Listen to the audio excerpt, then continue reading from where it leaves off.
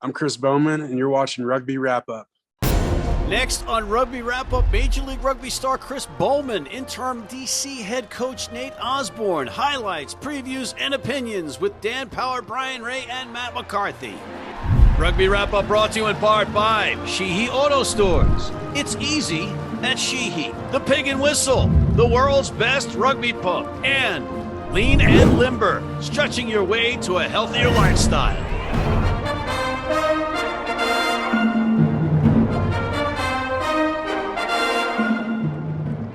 Hey everybody, and welcome back to Rugby Wrap Up. Matt McCarthy in Midtown Manhattan, Bryan Ray in Snakebit, Atlanta, Nova Scotia, and Dan Power in the graveyard doing the graveyard shift work. Dan, welcome. Bryan, welcome. Guys, we can't fiddle faddle. We have a mystery guest, a very important mystery guest on the line. In our recurring segment, you guys get to guess. I give you 3 hints, and we see if you can do it. The hints are he is not a player. He is not from Kentucky, and he does not like the New York Jets. Mystery guest, were you a player in Major League Rugby? Hey, dude, no, I wasn't a player. Bryan. Are you currently a coach in Major League Rugby? Yes. Do you coach an Eastern Conference side? Yes. Are you a new addition to said Eastern Conference side? Yes. Were you once known as the mayor of Minneapolis? Good question. Yes. Was Hoboken the worst game experience ever? Yes. Yes, similar to the great Lazarus, not Glenn, the biblical one who rose from behind me right here. You too have recently risen from the grave, the coaching graveyard. Nate Osborne, welcome back, buddy. Nathan Osborne, the new interim head coach of the Old Glory DC franchise in the District of Columbia. Come on in, Nate. There he is. How are you? There you are. You're taking over Old Glory. Pretty unique situation. Yeah. What do you make of where the team is right now and where they're going to be going? Mate, I actually don't think they're that far off. And even watching some of their games, I didn't think they were too far off. I thought defensively they were pretty poor early in the year, and I thought that Cully did a really good job with that. And I thought on the weekend we were actually pretty good defensively. A couple of line breaks, but nothing system, just one-on-one stuff that we can fix up. Mate, they've got plenty of pace and they've got plenty of skill, and they're a good bunch of boys. I travelled with them on the weekend, and the main reason I got back from Australia early, I started today, but I wanted to go on that trip and get to know everybody. And the team culture and the guys they've got. I'm really confident that we can turn it around. I know that the playoffs are out of the picture, but I think a strong finish this year to help us build into next year would be an amazing thing to do. Well, they played like a playoff team on Sunday. They were right in it the entire match. I thought New York was going to run them out of the building like when it was 14-zip. A lot of missed opportunities and just gritty, staying in it, staying with it, and then really just taking over at certain points. Yeah, they're definitely a team that fights, and it's good to have a team that fights and a team that wants to get down to take you all the way to the end. They never quit, and they are really a good bunch of guys that's eager to get success. That really, they're not an 0-8 team that's given up. They're an 0-8 team that know they're better than that and want to improve. Looking at the roster, who excites you? Mate, I think, Danny Tusitala has always been like that spark plug that can turn a game on its head. So I'm really excited to work with him. I think Cam Dolan and Trent Palamo are the best 2 American-born players that I've coached, and I'm really excited to work with Threats again. He's looking great. It was good to get him 20 minutes this last week and get him back, playing some games because he had a long break. But they're the main ones. There's so much talent on this team. Well, Junior Sal was just a machine on both sides of the ball. That guy brings it every. He's throwing the wood around, man. Yeah, he doesn't mess around.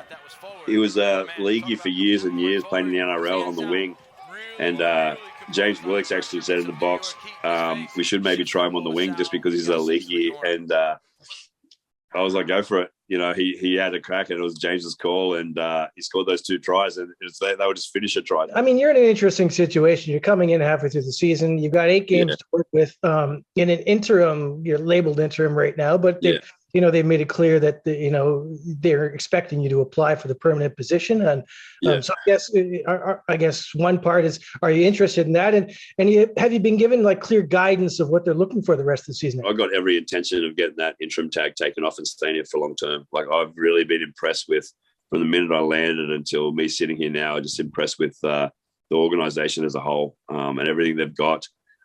They've got everything they need to be successful. They just need to get some wins.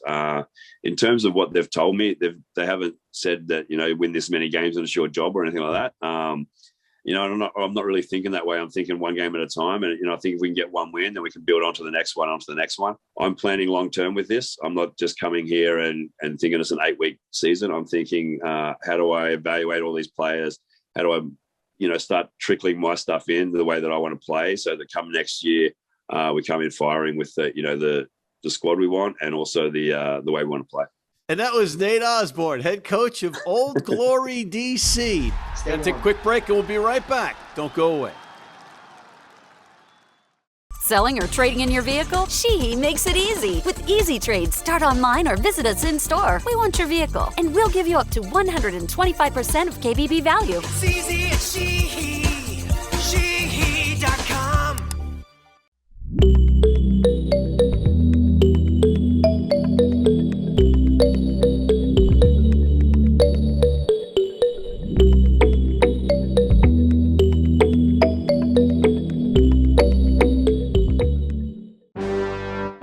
We are back with none other than Mr. Chris Baumann of the San Diego Legion. Chris, how are you, my friend? I'm doing pretty good, Matt. How are you doing?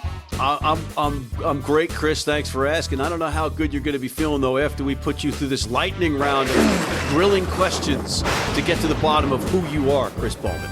All right, number 1, you play darts. Did you pick up the game in one of the 8,000 overseas towns that you lived to play in? Yeah, I mean, darts is a pretty international sport. The number 1 dart player in the world is a former rugby player, Gerwin Price. I've always wanted to ask this question on camera. 3 favorite hookers. James Hildebrand, Tom Youngs, Asaf Amua. Least favorite hooker. I also dislike James Hildebrand, so he's my favorite and my not favorite. All right, now we're getting someplace. Choose between Ben Mitchell and Ben Grant. Ben Mitchell. All right, fair enough. You're really trying to divide the team here, huh? I'm just trying to get to the nitty-gritty. That's all I'm trying to do here, right? You could have said I'm not choosing. All right, maybe I'll take that option next time. Is a potential Mrs. Bowman a San Diego socialite, a surfer, or a backpacker? No comment. So you're open to all ways of life? Yes. Okay. Doesn't have to be. She doesn't have to chop wood necessarily. It's just going to be organic. Yeah, just got to be organic. So just got to like me. You're like a Renaissance man. You're a Renaissance man, of course. Why would you be closed-minded? Your exploits, living somewhat off the grid, are the stuff of legend. In deep snow and lumberjack shirts. How is it adjusting to San Diego? There's pretty much no adjustment because that's my whole thing, is I can live anywhere and thrive. So San Diego's perfect. Great weather. If a movie about your life was made, would it be an action film? Would it be an art house drama, or would it be a comedy? It'd probably be like a comedy, but one of those like really sad drama comedies that don't end up being funny. Wow. And who would play you? John C. Reilly. Well, I play the wild rover, no, never, no more. Rugby World Cup 2015. You scored a try against Samoa. Was that the coolest moment in your rugby career? Probably. But I mean, it was only like a meter out, so. It's a try in a Rugby World Cup, my friend. That puts you on a short list, specifically of front row guys. And against a team like that, I mean, that was just in England, too. I mean, that's pretty cool, right? So kudos to you. I'm just jealous. Yeah, you were there. Yeah, I saw it. It was living vicariously through you. It was exhilarating. Life after rugby. Could you see yourself coaching? If I needed to get some money for groceries. Groceries are important, and rent, in a way, even if you're in an RV. And folks might not know, but you've spent quite a bit of time living in an RV, right? Yeah. I try to live on the road. Try to not to sign any leases anywhere. Do you have a favorite all-time athlete? Like Tom Brady. I've got to respect him for what he's done. So he's probably the best of my generation. Because you could throw a football. I've seen you slinging a football around. Yeah, obviously, like that's what I do in my spare time. Try to get better at throwing the football. If you weren't playing rugby and you didn't play American football, what would be another sport you'd want to play? Darts. Right back where we started, baby. Mr. Chris Baumann, thank you for taking the time with us. Much appreciated. Been blind since I was 4. And I've never seen a beer commercial or a beer label. None of that stuff influences me. I drink beer because of the taste. And my beer's Pabst Blue Ribbon. It has the taste and the flavor. What do you think's on the label? I think there's a naked woman riding on a unicorn, jumping over fire.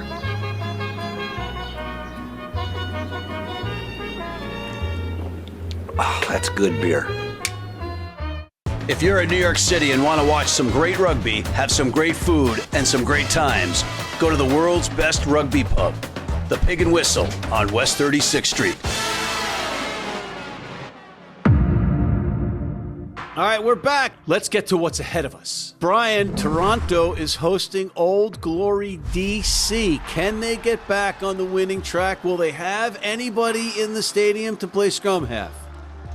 I hope they've got, 21 or 22 fit bodies at least to play in this game. I'm pretty despondent after last weekend. Hey, if Sam Malcolm has to play 9, he'll do fine. It's a potential banana peel, especially with Nate coming in. Old Glory will be fired up. Had a great showing. I have to concede they looked great against New York. Deboulis had a stormer. I got to go with Toronto at home to bounce back in this one, but I'm worried. Even though it's an 0-8 team coming, I'm worried. This is a tricky one. It will be interesting to see how they select this game, though. Smithy has a real Rubik's Cube sitting in front of him now to try to get all these pieces to line up and put out a side that can compete. I almost feel like putting Sam at 9 weakens you even further, but I just don't know who's there. Paging Fraser Hurst, stop selling commercial real estate or whatever he's doing and just sign up. I'm going with the Volkswagen. I'm going with Old Glory. I'm going with Sheehy Auto Stores because it's easy at Sheehy, but they played so well down here in New York. You want to talk about a banana peel match? How about the Free Jacks welcoming in the Seawolves, Dan? Yeah, and could be without Bodine Walker too. Boy, oh boy, they almost let that game slip against New Orleans last weekend in the second half. So keep an eye on, again, the rosters here for this one. Seattle, they'll be smarting. They dropped out of the top 3 in the West over the weekend. LA jumped up above them, so they need to get their season back on track as well. And Free Jacks, they have a bye the following week. Do they just kind of rest a few guys, or do they push on knowing they get the week off afterwards? Tough one. I'll go for the Free Jacks just to say are the form team, and you always go with the form team here. But this game could be a lot tighter than most people would anticipate. Yeah, New England just kind of fell apart in that second half pretty badly, and it took a couple Canadians, of course, to get them sorted and get the win there. But New England's a little bit banged up. They're going to have some guys. I think they will see a few guys miss this weekend, but I thought Harrison Boyle did well playing that win over Austin. Remember, he started that one, so I think he can start it if Waka doesn't come in at 10. And remember, Vian Conradi has arrived now. He is going to suit up this weekend, so that's a big boost to their back row. Put him at 10. If Joe Johnston gets the week off, he got a bang in the knee this past weekend, then you bring in Conradi. So I'm going to back New England in this one. I think Seattle travels particularly badly to the East Coast, so I'm counting on that to go against them. I'm going with the Free Jacks in this one. I think it might be tight, but I'm going with the Free Jacks. Next one up, we got another Texas Derby. Houston bringing in Dallas. And I can't even get the words banana peel in the same sentence with Dallas right now because they are just so snake bit, Brian. Yeah, that's true. But they are, hopefully get a couple more fit bodies. They did pick up Asa Carter and Campbell Robinson from Austin, so that'll help. I like that flanker Carter. He's a specimen athlete, so I'd like to see how he goes in there. And let's be honest, Houston looked terrible against Austin. They did not look. I mean, everything. Who are they?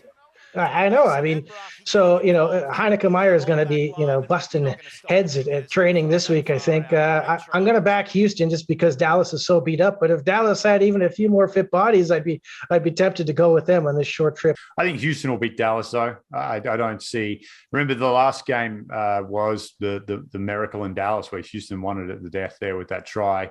I don't think we're going to have to go to a repeat of that. The Sabercats will get this done pretty easily. Their season is now starting to be brought into that little on the line kind of focus chat. If they don't win this game, a game they should win convincingly, they slip away from that top three significantly. So they have to win. They will win. They'll bounce back. But I agree with both you. They need to get some consistency in their performances moving forward. I'm going with Houston. I don't think that Dallas can beat them, anybody right now. And Houston's at home. So I'm going with Houston by 12 to 20 points. NOLA welcoming in Atlanta, and this could be a banana peel game. Perhaps? What do you think, Brian? Are we sponsored by bananas this week? It seems to be This is 29 Acacia Road, and this is Eric, the schoolboy who leads an amazing double life. But when Eric eats a banana, an amazing transformation occurs. Eric is Banana Man, ever alert for the call to action. It's got to be a different expression, right? How do we decide which NOLA team is going to show up? I mean, they didn't play well at home, and then they're on the road against New England, and they play really well in that second half anyway. So, again, even in that game, first half NOLA or second half NOLA, what are we going to get out there? And they got 6, important players who missed last game. Which of those guys are going to show up? Is Carl Meyer back in? So it's a tough one to pick. Atlanta, even though they're on the road, they're still, such a good team. Doesn't seem to matter which players you put in there. I got to back the Rattlers in this one. Yeah, Atlanta's had a lot of success against New Orleans in their history too. I actually don't think they've lost to New Orleans, and that's even with a couple of games down in NOLA as well. So that trend will continue. I'll go Atlanta with a pretty convincing win on the road. Again, it's like a flip of the coin with which NOLA is going to show up. I feel that second half had more to do with New England shutting down and shutting off rather than NOLA showing me anything that was, a sign that they're going to be a dominant team moving forward. So until that changes, Atlanta all day. Is Kane Thompson in jeopardy of losing his job or a future job? Is anyone's job safe these days, Matt? Is your job safe? Pretty much. Is it? Yeah, it's just me here. Good point. It's kind of why I do it. Yeah. All right. Yeah, I think I agree with you guys. I think NOLA is not going to lose. Atlanta's going to win. How about that? Atlanta's going to win. NOLA's not going to lose. Figure that one out, folks. San Diego versus Austin. This is a key matchup. Who's Austin? They're on the road in San Diego, but they had a couple of hiccups, and then they came out and smoked the Sabercats, Brian. 1 versus 2 in the West. This is a huge. This could decide who ends up on top in the Western Conference. So this is a big game. Remember that top team gets the bye in the first round of the playoffs. So it's an important position to get. Man, Austin looked way better, pretty much back to where they started at the beginning. But again, how much of that was Houston not playing then? And we got to take that into account. San Diego at home, a couple more fit bodies they have out there. This is a great game. It's a tough call. Is Ma'ananu back? I don't know the answer to that. Chris Robshaw. I mean, there's some big names that could show up. This is one of those I'd love to see the lineups. I'm going to go with Austin, but it's a very, very nervous selection. So Austin by like 5. I think news that has come out of Austin shines a little bit of light on their form over the last few weeks. That, there was a lot of uncertainty about the ownership there and what's going to happen. And I think that trickles down an organization from the GM to the coaching staff to the players. I think having Julian Dominguez back makes a huge difference to the way that team functions and performs. The back row was the best it's looked. I liked having Macca Jones at 8. McCaffrey at 6 gives him a little bit more freedom, a little bit more energy to pop up where he wants to be. I think Austin are the real deal. If they can hold together and they can figure out this off-field stuff, like who's going to own them, what are they going to do, then I really don't see a team outside of perhaps New England at full strength giving them a challenge down the stretch here. So I'll go Austin on the road over San Diego here. And are you discounting the Giltinis? No, but I don't know. Like it's so tough to win a championship. It's even harder to defend it. And they're just so banged up at 10 still. They're trying, like a Rennie IE, God bless that man, still running at 42 and starting what we all thought was going to be maybe a week or two, but he's still kicking along. But I don't know if that's the guy who's going to win you a championship. But I guess some people said the same about Matt Giteau last year, and they won it all. But I just think Austin's probably built a little bit better this year to get it done. Okay. He's staying with his Gilgroniacs, folks. Staying burn orange. I think this is the make or break game for San Diego. I'm going with San Diego.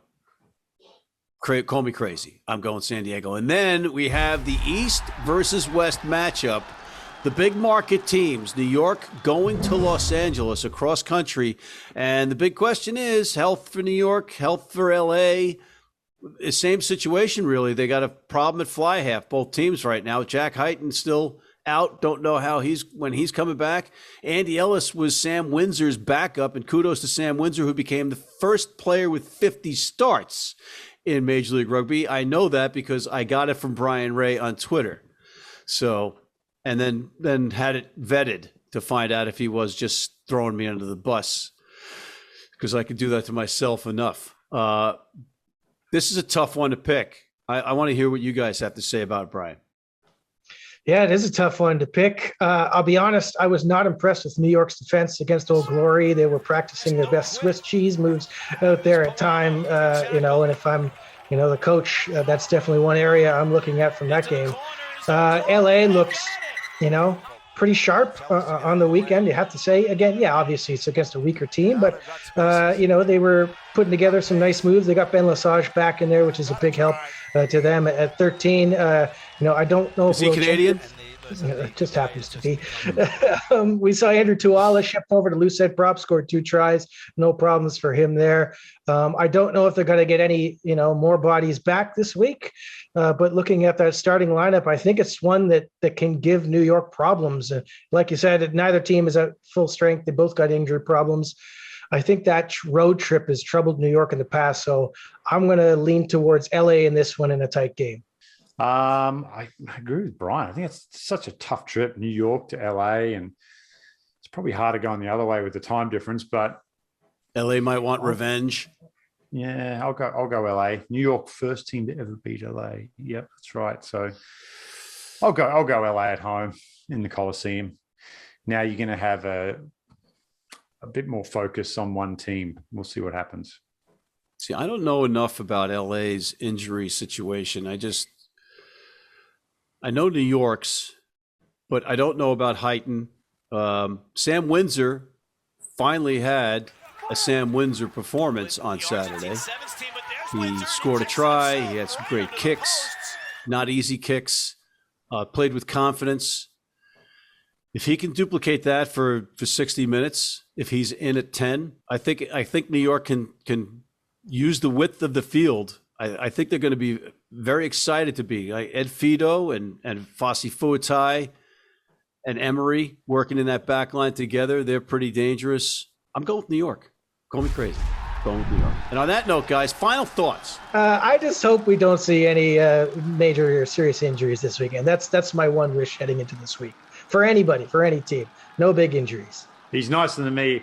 TMO, clean your act up. Brian Ray on Twitter, he called you out. Toronto, robbed of a try at the end there, rightly so. Laws state, you can ground the ball in the in goals if you're out of bounds. You just can't control it and pick it up, which is exactly what happened late in that game. Should have been a try in the corner, Toronto. And we've seen some other calls from the TMO this year that have been somewhat controversial. So everyone has to get better. Everyone has to be held accountable. And it's no different for the officials. So don't at me on this one, but TMO, clean your game up. Let's not have these mistakes anymore. I know the cameras aren't helping a lot, but where they do, and they did in that situation, let's not get it wrong anymore, please.